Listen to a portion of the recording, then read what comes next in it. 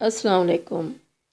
आज हम आपके साथ शेयर कर रहे हैं बहुत ही मज़ेदार, बहुत ही टेस्टी दलिए की खीर की रेसिपी।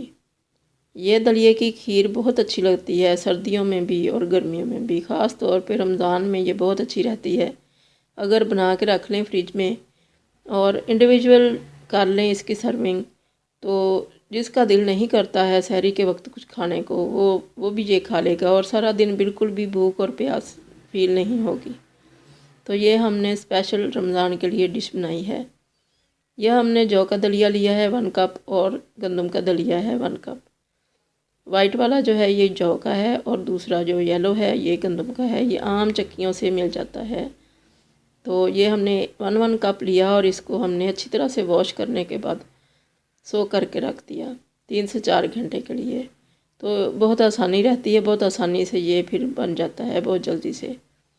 और हमने तकरीबन 3 लीटर के करीब पानी पैन में डाल के रख दिया है। खुला पैन लें और इसमें पानी जब उबलने लग जाए तो फिर इसको ऐड करें। तो ये हमने इसमें ऐड कर दिया और इसको हमने एक बार हिला के कवर करके रख देना है। और आँच हमने इसके नीचे तकरीबन अभी तक मीडियम ही रखी है, क्योंकि अभी इसमें जब उबाला आ जाएगा तो फिर इसकी हम आँच हल्की करेंगे। और ये 1 टेबलस्पून हमने इसमें डाल दिया है देसी घी का इसी स्टेज पे। ये एक टोटका है, ये घी डालने से ये ऊपर तक उबल उबल के बाहर नहीं निकलेगा। अगर ये ना डालेंगे, अगर आप देसी घी नहीं डालना चाहते ऑयल डाल लें, मगर देसी घी का टेस्ट बहुत ही अच्छा आता है इसमें। और इसका ये फ़ायदा होता है कि ये उबल उबल के बाहर नहीं गिरता। ये बहुत ही अच्छा टोटका है, इसकी वजह से ये अंदर ही अंदर पकता रहेगा। अब ये पकने लग गया है तो इसको हम चम्मच को अंदर ही रहने देंगे ताकि ये बार बार बाहर ना आए, उबले ना। और इसको हमने बिल्कुल लाइट फ्लेम के ऊपर रख देना है। तो ये हमारा तकरीबन हाफ हार हो चुका है और ये देखें कितना अच्छा ये घुल मिल चुका है। और ये हमने जो सोक करके रखा था इसकी वजह से बहुत जल्दी हो गया है। और घी की वजह से ये बार बार ऊपर उबल उबल के नहीं आया कि इसके पास खड़ा नहीं होना पड़ा। अदरवाइज़ इसके पास ही खड़ा होना पड़ता है, ये बहुत ज़्यादा उबलता है। तो ये अब हमारा काफ़ी घुल चुका है, पानी भी ड्राई हो चुका है। अब इसके अंदर हम डालेंगे दूध। फ्रेश मिल्क लिया है हमने 2 लीटर, जितना दिल करे डाल लें।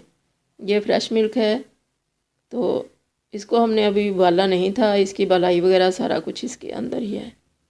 तो इसको हम डाल के इसको फिर पकने के लिए रख देंगे। अब इसको हमने ध्यान रखना है और कवर नहीं करना ताकि ये उबले ना, क्योंकि अब इसमें दूध जा चुका है। तो इसको हम पास खड़े होके आंच को हमने फुल कर दिया है। जैसे जैसे ये उबलने लगेगा आंच को हल्का कर देंगे और इसको हमने अब ड्राई करना है। जब हमें ये ठीक लगेगा इसकी जो कंसिस्टेंसी है, तो फिर इसको हम चीनी डाल देंगे। ये अब हमें सही लग रहा है, इतना कम हो चुका है, दूध इसका ड्राई हो चुका है, हमने चीनी ऐड कर दी। चीनी अपने टेस्ट के अकॉर्डिंग डाल लें, हम ज़रा कम ही चीनी पसंद करते हैं हमारे घर में। तो हमने 1 कप डाला है इसमें चीनी का। बिल्कुल लाइट सा इसमें टेस्ट आएगा मिठास का। तो इस स्टेज पे अगर आप चाहें तो ड्राई फ्रूट्स वगैरह भी डाल सकते हैं। हमारे घर में कोई भी पसंद नहीं करता, हम ऊपर से गार्निशिंग के लिए ही डालेंगे। तो ये अब तैयार हो चुकी है। जैसे ही इसमें से छींटे बाहर पड़ने लग जाएं, जैसे कि खीर में होते हैं, तो ये तैयार है। और इसकी जो कंसिस्टेंसी है जितनी आपको पसंद आए उतनी रख लें। तो ये काफ़ी गाढ़ी हो चुकी है। तो अब इसको हम सर्विंग पैन में निकाल लेंगे। तो बहुत ही मज़े की ये लगती है, लाइट लाइट सा इसका टेस्ट है और ये बहुत ही हेल्दी है।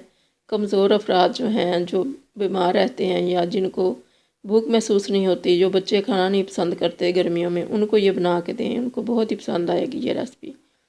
तो ये बहुत ही हेल्दी है। तो हमारे नबी पाक को भी जौ का दलिया बहुत पसंद था और उनका फरमान भी है कि कमज़ोर अफराद ये खाएँ, जब जो घर में अगर बीमार हैं उनको बना के दें इस तरह से। और दुआ में याद रखिएगा। अल्लाह हाफिज़।